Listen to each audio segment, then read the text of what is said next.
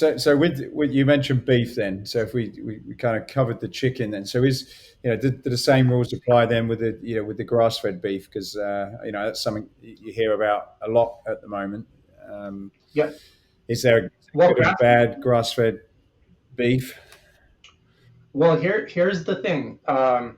So all cattle are grass fed. So when you see that phrase grass fed, it literally means nothing special. How it typically works in a production cycle, here's how the scam works in the beef industry. How it typically works in the production cycle is cow will typically spend about 80 to 85% of its life on pasture, sunshine, everything, eating grass. And then typically like 99% of them are then sent to a feedlot, excuse me, sent to a feedlot where they're fed nothing but grain for a few months just to get them to fatten up, increase the weight so that the farmer could sell them for a lot more. So when you see the grass fed label, it literally doesn't mean anything because all cattle are grass fed. But what they forget to say is grain finished. See, so they're telling you the truth here, but they're not telling you like the whole entire truth. And sometimes people would say like, "Oh, my grass is grass fed. My the grass fed beef I buy says grass fed and grass finished." Okay, let's go ahead and break down how that works. So I could be a rancher, and I can feed the cattle grass for like 11 months of its life, feed them grain for 3 to 4 months, finish them on grass for a week, and still label it grass fed and grass finished because it is grass fed and grass finished.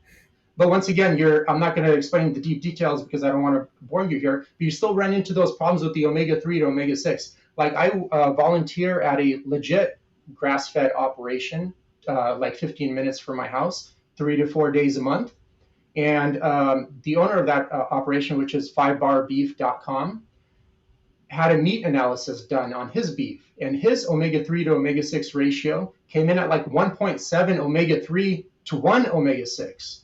But with grain-fed cows, you typically get one omega-3 to like 8 to 10 to 15 omega-6, depending on the operation. So now all of a sudden it became a pro-inflammatory food group instead of an anti-inflammatory food group. Mm.